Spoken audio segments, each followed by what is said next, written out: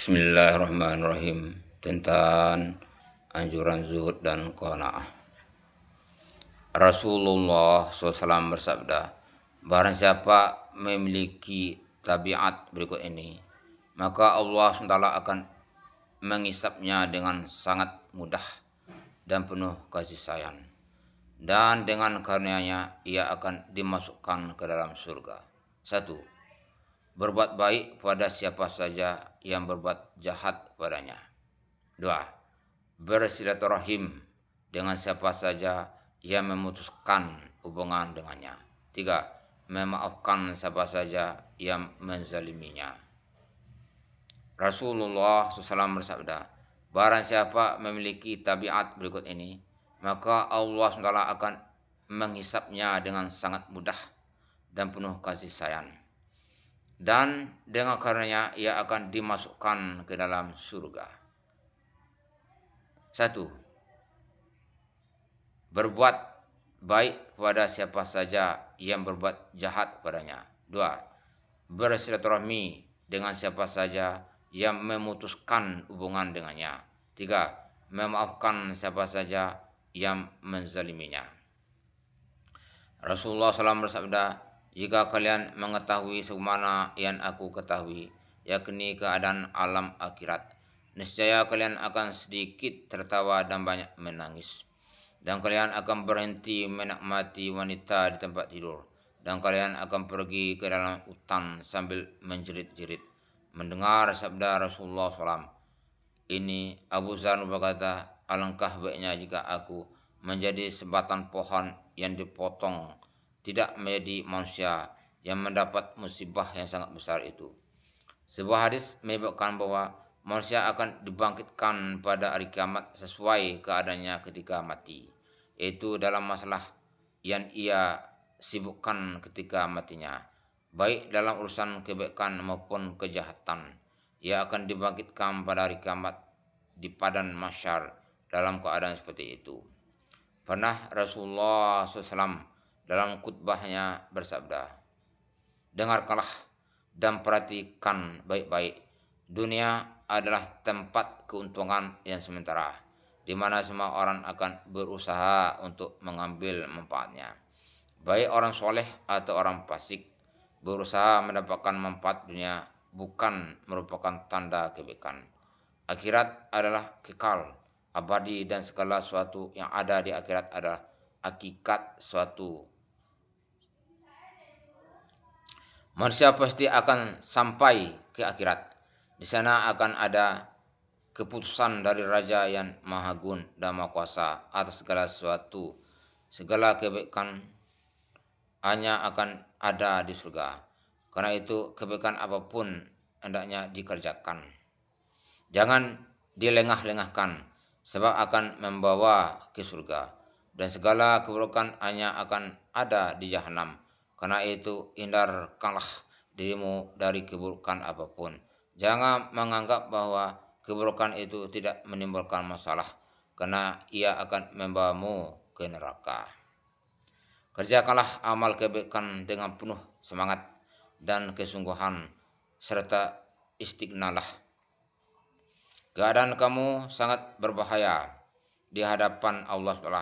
Jangan sekali-kali merasa tenang dari berpikir mengenainya. Ketahuilah bahwa dengan berbuat baik kamu akan bersama amalmu pada hari pengadilan.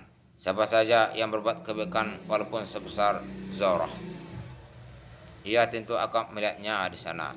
Demikian juga siapa saja yang berbuat dosa walaupun dosa itu sebesar zarah, ia pasti akan melihatnya juga. Ali Nuh berkata, dunia semakin hari semakin berpaling mukanya dan semakin menjauh, sedangkan akhirat semakin hari semakin mendekat. Dunia dan akhirat masing-masing mempunyai anak, maka janganlah kalian menjadi anak dunia, tetapi jadilah anak akhirat. Sekarang adalah waktunya untuk beramal, bukan untuk perhitungan.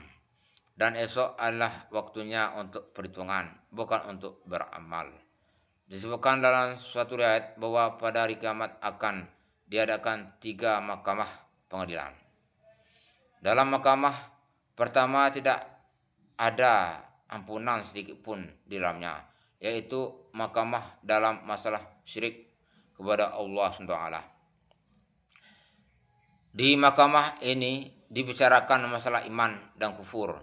Barang siapa yang bersalah, ia tidak akan diampuni sama sekali.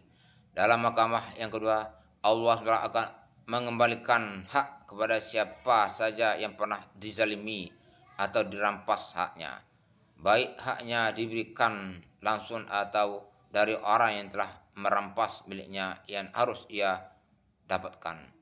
Mahkamah ini akan membicarakan tentang kezaliman hamba-hamba Allah SWT. Antara yang satu dengan yang lain, yang dizalimi akan diberi keadilan dari yang telah menzalimi. Mahkamah ketiga akan membicarakan hak-hak Allah SWT sendiri, yaitu kekurangan dalam menekan perintah-perintah Allah SWT yang fardu. Di sini Allah SWT kebanyakan tidak mempedulikan hak-haknya, terserah pada kemuliaannya, dia akan menuntutnya atau akan mengampuninya. Rasulullah SAW bersabda, barang siapa melanggar hak saudaranya dari segi kehormatan, hartanya atau kezaliman, apa saja yang dilakukannya, hendaknya ia berusaha dengan sekuat tenaga untuk mendapatkan ampunan dari pemiliknya pada hari ini, sebelum datang suatu hari yang pada hari itu tidak ada dinar dan dirham lagi. Semua hisab akan dilaksanakan terhadap pahala dan dosa. Jika orang zalim memiliki pahala, maka orang yang dizaliminya akan diberi pahala sesuai dengan kadar kezaliman orang tersebut. Jika orang yang menzalimi tidak mempunyai pahala, maka ia harus menanggung dosa orang yang telah dizaliminya dengan dosanya sendiri. Dan dosa orang lain ia harus berada di dalam jahanam lebih lama lagi. Hadis yang lain menyatakan bahwa pada hari kiamat, hak setiap orang yang dizalimi pasti akan ditunaikan. Bahkan kambing tanpa tanduk yang telah dizalimi oleh kambing yang bertanduk pun akan mendapat balasan keadilan dari kambing yang bertanduk tersebut.